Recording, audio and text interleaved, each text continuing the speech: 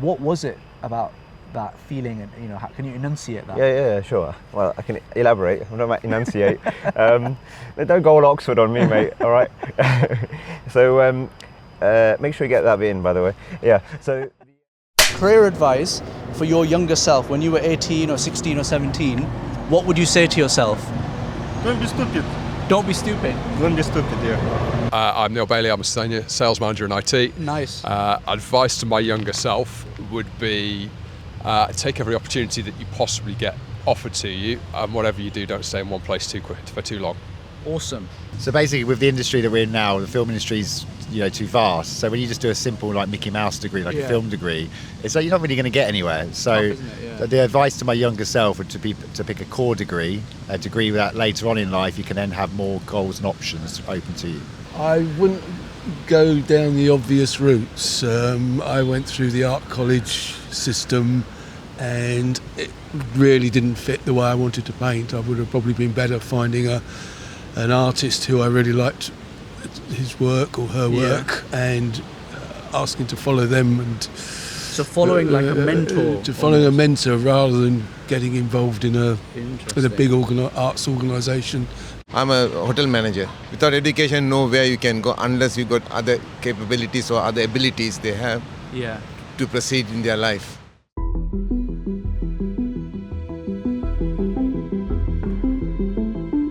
This is Iqbal Nasim. He studied at Cambridge Uni and then he started a promising career in investment banking.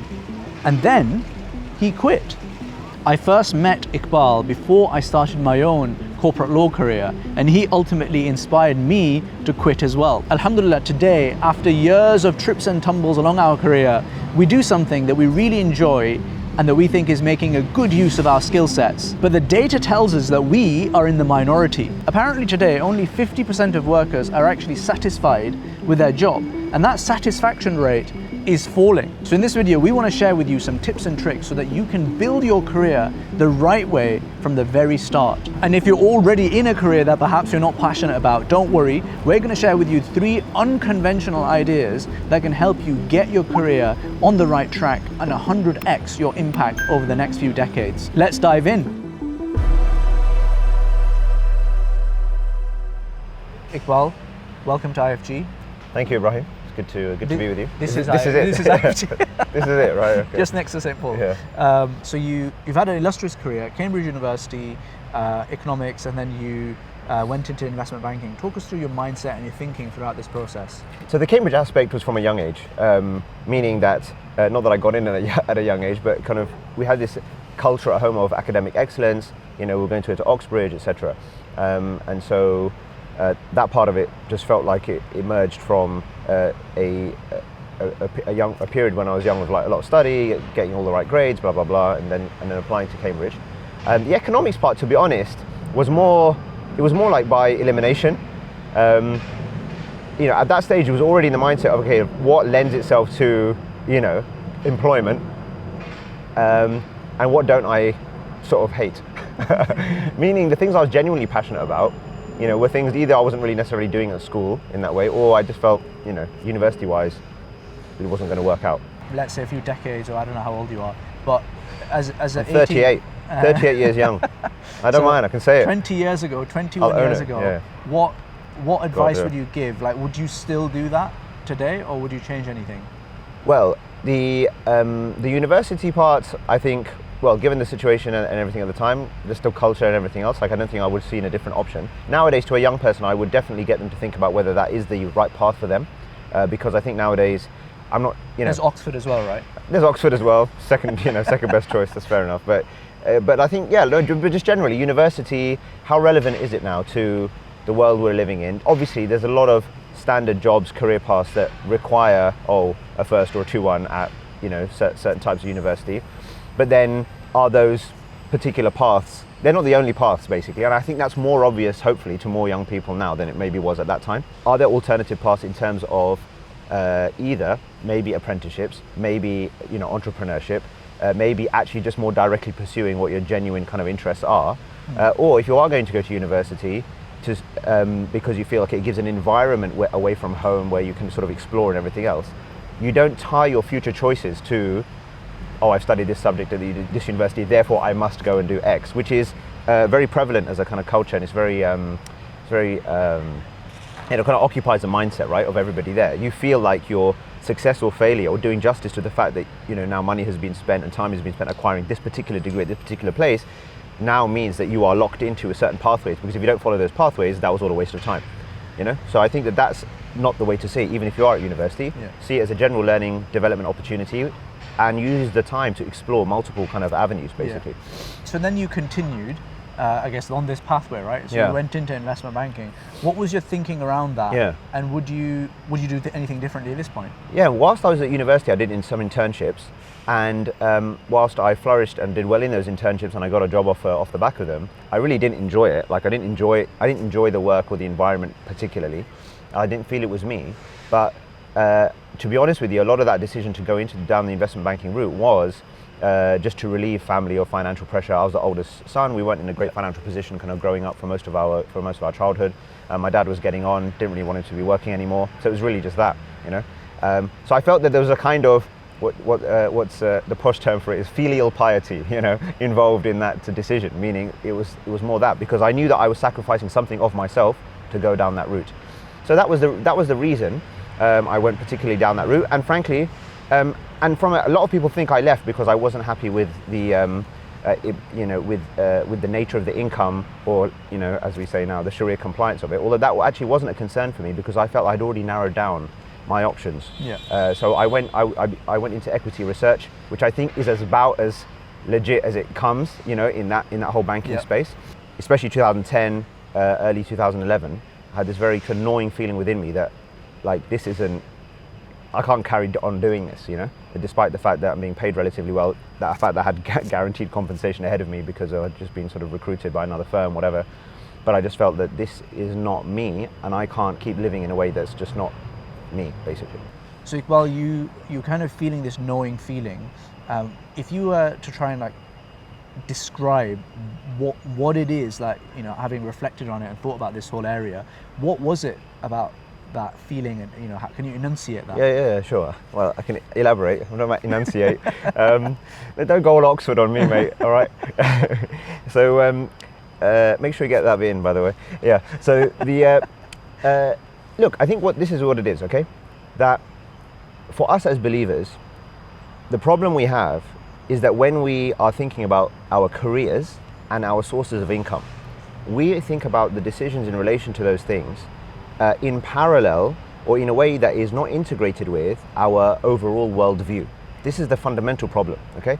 So basically, the fact that, for example, we believe that we are created, that we have an inherent purpose of worship and service of the divine, and that we will die and then be resurrected and then held accountable for everything that we did in this life, those don't seem to factor into our career choices. They only seem to, or our life choices, they only seem to factor in up to the level of, oh, is it lawful, is it not lawful?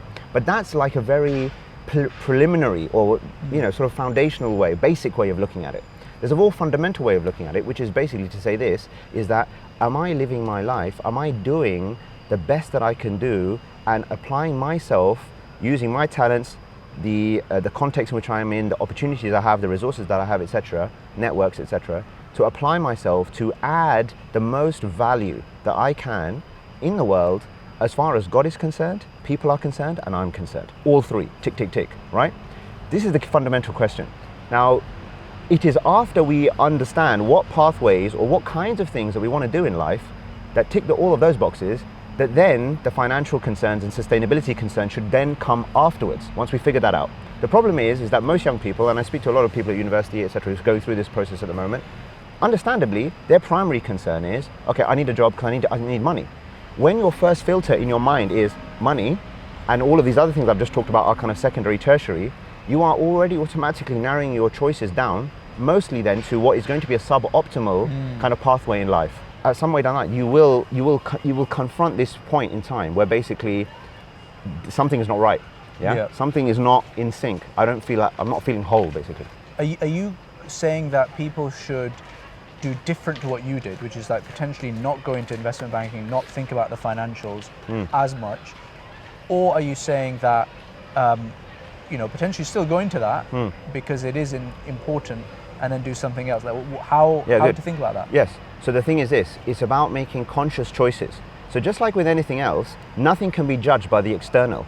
So I don't see someone in investment banking today, a young person, and think necessarily that person's wasting their time or wasting their life. I can't judge that.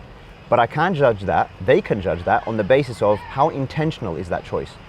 Is there a link between that particular choice and literally you standing in front of your Lord? All the way up to the end, right? And then now at that level, that sounds quite esoteric. People are like, okay, how do I kind of even relate these two? So I say to people, okay, listen, you're going to stand in front of your Lord, account for yourself. Okay, so what is if God asks you, what were you trying to achieve on earth? Effectively, if you want to say, like, what was your vision? What were you pursuing? Yeah, like that, and then you have to answer in a way that, again, is going to make sense to him, make sense to you, and like it was kind of coherent with how you were living your life. Okay. What I'm saying is, have the answer to that question ready as early as possible. In fact, if we were doing parenting properly, if we had a proper maturity in our communities, in our mosques, and in our homes, our young people would already have the answer to this question by the time they're teenagers, even if it's in broad terms. Yeah, and even if that might change later, that's fine. But the point is, they're very clear about, I have an objective in life. Like, I'm here for a reason. I've been created on earth for a reason, and I'm going to go and pursue that reason.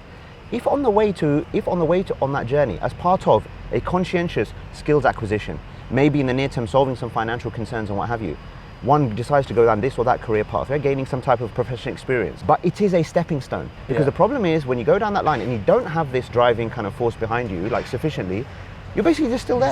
You just get swept away by the treadmill. You're swept away, you're stuck in there. You've traded your labor, your time to fulfill someone else's vision, with whom, in many of these careers, with whom you don't particularly align on a deep level, right? And you're just a cog in their machine, a pawn in their game. It's like, what's your game? I get every week people coming to me for advice on pathways and this and that, what have you. 9 times out of 10, they have no meaningful answer. Not by my standards, by their own standards. So it's not about fulfilling it, obviously something that I'm saying. It's just like, are you yourself clear on where I'm going, why I'm doing what I'm doing, and then going after that and believe and integrating that with your worldview as a believer. This is really fundamental. Otherwise, forever we live a dichotomy and a dissonance, in our minds, in our hearts, and in our actions. Hear people who say, look, I want to get to the top of, I don't know, McKinsey or whichever bank or law firm that I'm at, and just by me being there, I'll be a good example. Okay, that's good. No, that's a very good point. So potentially, that's fine, right? From a time frame perspective, over those years when I was at NZF, from end of 2011, 12 to 21, over that period, there was a great flourishing of Islamic societies, Muslim networks, what have you, in various firms. Okay. The people who lead those initiatives, they play a very valuable role. I think, again, it's all about conscientious choices. If someone feels, I was born to be in this position, I was born to be a management consultant, like that is where I'm in the zone, but then, I feel that's my God-given purpose. And in my role, I will be an ambassador, for all things that are, for all things that are, God and good, basically, if you want to say. Fine. But you feel a sense of mission that goes beyond your career. Actually, that's an important point. You didn't say, that it needs to be focused on the Muslim community necessarily. No, I actually think one of the biggest mistakes that we make as Muslims, and say Muslim activists in whatever kind of scene, is that one of our biggest mistakes is thinking that the purpose of our activism is to serve the Muslim community. You hear that all the time. Serve the Muslim community. No, I'm not here to serve the Muslim community. I'm here to serve God Almighty, and I'm here to to fulfill a vision for Islam in society. Right? The prophetic mission, all the prophetic missions were universal missions. I mean, it's almost like by default, by necessity, when they started and they received their inspiration or revelation to now get on and preach, right? They were, and convey a message and to establish an ideal. They were by necessity doing that, for people who, basically weren't on that path, right? Yeah. We are far too insular, far too inward looking when we consider our purpose. Now, in the name of serving the Muslim community or doing things in the interest of Muslims, we often present ourselves publicly in a way that's not in the interest of Islam. Okay? That's basically how I will say it. So hopefully we can maybe think of case studies or examples of where that might be the case. But narrative is very important. Narrative is extremely important. Actually, it's very interesting. I mean, again, this is definitely tangential, but in the recent days, this whole furore that's happened over this film, Lady of Heaven, okay, and our internal sort of disputations and fighting around this kind of thing. And if you look at how some of the public representation of the Muslim or the Sunni Muslim cause particularly have taken place, sometimes the way they may have been based on the best intentions. They may be about serving the Muslim community, upholding a certain something, but oftentimes the way those narratives have publicly played out, they have not been in the interest of the impression of Islam in society. Absolutely no way. And there's a way to do justice to all of that. That's just one example, but there's tons of examples. You know, even the whole Islamophobia narratives, again, whether that's in the workplace or it's elsewhere, when we actually look to combat what we call Islamophobia, oftentimes we do that in a way that forgets the universal concern that we are supposed to have for people, and we put our internal concerns over and above that, not just over and above it, but we think that's actually the end point. That's what matters. And how big should the scope be there? So, like, you know, you're saying look beyond, you know, Tower Hamlets or like Spinney Hills and Highfields or something in Leicester. You know, it's the wider kind of society. But then, like, should we stop at the UK, or like, or the, you know, how far should like our scope be? From a vision standpoint, there's a difference here. There's a vision standpoint. From a vision standpoint, if we are true believers, it is necessary for us to have a burning concern for people finding a pathway to their Lord. Right? Like, it is inconsistent as a believer to live as a believer and to think somehow that this is only for Muslims, capital M, and that the path to God, the Sirat Mustaqim, the straight path, if you like, is not there for everybody, and that we have a role to make it as accessible as possible for everybody who's on it and who's not. Okay? So at a vision level, it should be universal. Now that can be, meaning at the highest level, like, of concern, but at the level of practicality, like what vision, an operationalized kind of vision, then that depends. Then it doesn't matter. Like, then it's like, you know, so if it is at the local borough, city level, or the, you know, the region level, the country level, the global level, whatever, different people depending on their capabilities. For some people, frankly, it might even just be at the home level. That's perfectly fine. But the point being is that they understand that they are linking this particular, their personal vision, to a global vision, which we all unite. This is the fundamental problem we have. We don't have common purpose. We do not have common purpose. Like, that is very, in all my experience, that is very clear. We're not all kind of, you know, to use a slightly confused analogy perhaps, but we're not all singing from the same hymn sheet at the kind of a global level. I don't mean global geographically. I mean at the highest level, let's say. So that's something which is a problem. In terms of strategy, in terms of mission, in terms of what we apply ourselves to in our lives, in our careers, yeah, it might be working primarily amongst Muslims. It might be working primarily amongst those who aren't. It might be, you know, it might be in the context of this career path, that career path, the other thing. I've only come here because I can find a linkage within myself to sitting here with you for whatever time, and my purpose in life. Otherwise, I wouldn't have come. I mean, there's plenty of things that I sort of say no, thank you, or whatever, because I don't see a linkage, right? But I find a linkage with you and with this mission. So that's why I'm here. But the point is, it's intentional. It's purposeful. And so moving from this career to that career, whatever, it's all part of a journey of how can I be the best as far as my Lord is concerned, and basically do His work on earth. And somebody can do that in a law firm, in a bank, in a consultancy, as a doctor, as a whatever. But there's many people who are in all of those roles. When push comes to shove, and the greatest way to find this out is this: if you took the money away, or if you didn't need the money, would you still do this with your life? This is the fundamental question. All right, so now you've asked the person this question. He's a lawyer, and he's 6 years in, senior. Are you describing yourself? I got out far earlier than that. Okay, fine. He's now thinking, all right, I wouldn't do this if it wasn't for the money.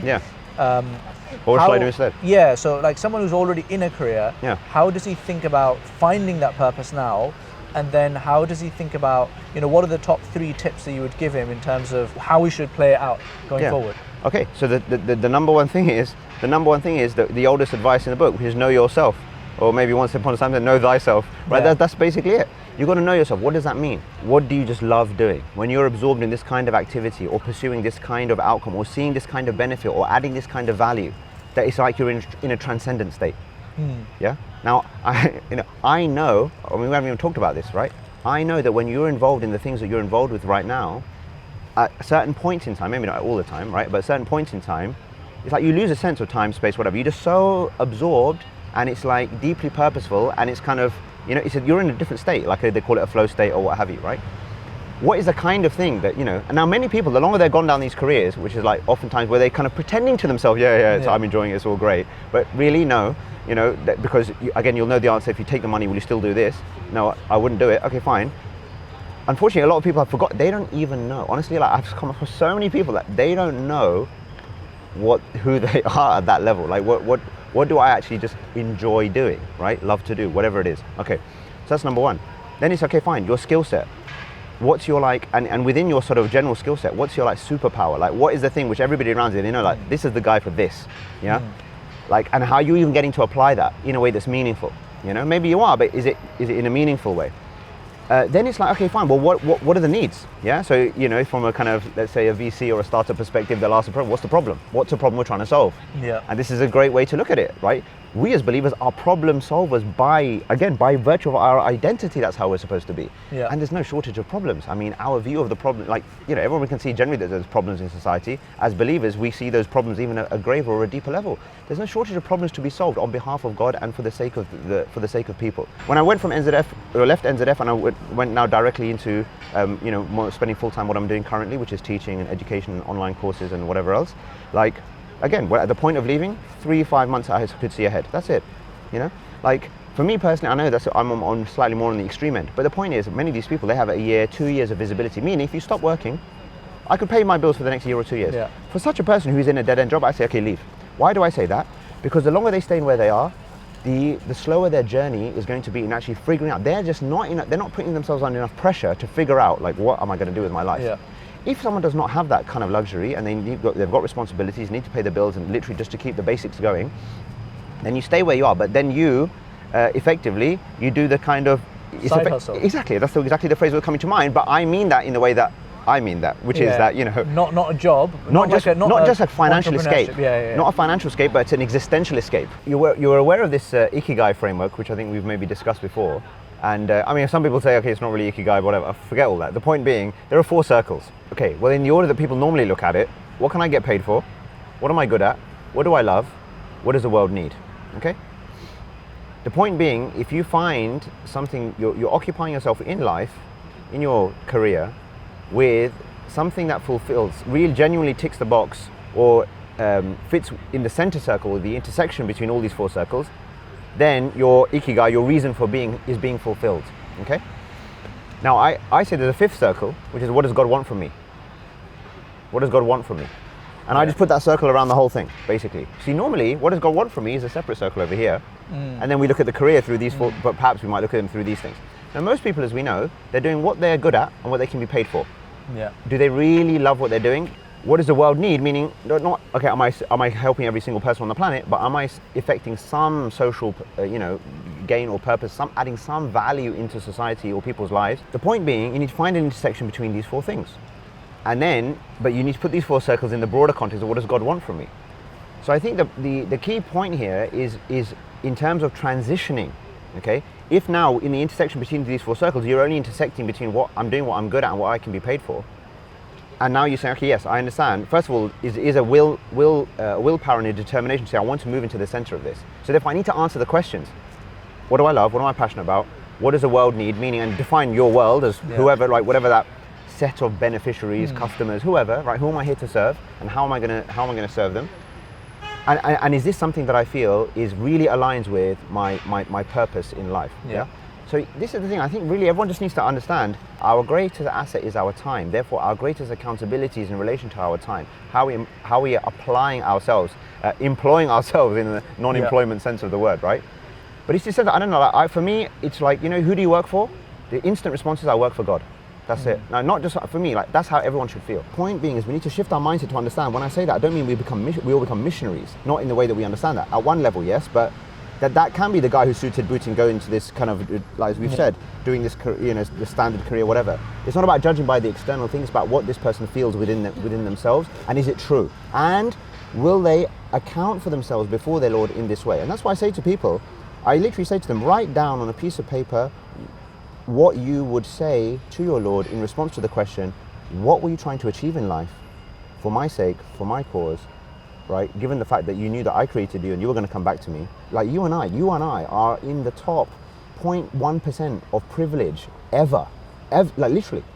I mean, that's just a mad thought. And so our accountability, we have to assume our accountability is going to be on that level. What I'm saying applies especially to the Muslim professional who is educated, has capability, or the young person at university, or even before, who's got privileges, an environment, a space where they lives can in the Western world. You've got the social security. Whatever. I mean, all net. you just have the capability to fly, to apply, so to live a truly purposeful, meaningful, and impactful life. It's this idea of death and our last day.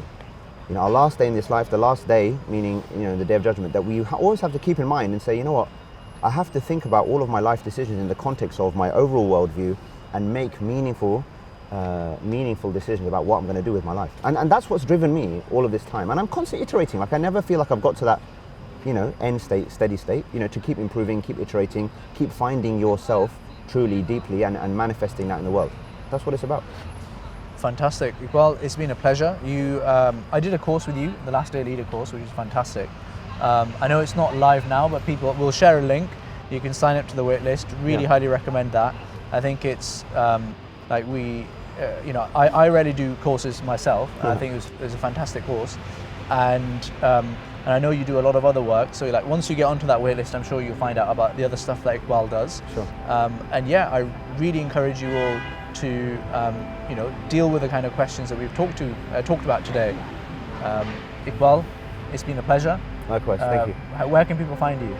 So iqbalnasim.com is where they can find me, obviously on all the normal kind of social media handles and everything else. But yeah, feel free to, anyone can reach out, and when, you know, as I said, many people reach out to say, here's where I'm at, I'm in a bit, I recognize, I'm happy to share that I'm in a bit of a dead end, bit of a cul-de-sac, whatever, and, you know, can we work together just to, you know, sort of emerge from this? And whenever someone comes to me with that concern, as many have done over the time, then I will always do my best to support and help as much as I can. Fantastic. Well, many thanks. Thank you. Well, that's it for today, folks. Hope you enjoyed it. Bit of a different one. I'd love to hear your thoughts in the comments below. Let us know what your purpose and your mission and your visions are for your future, having reflected on the video. Until next time, Assalamu alaikum.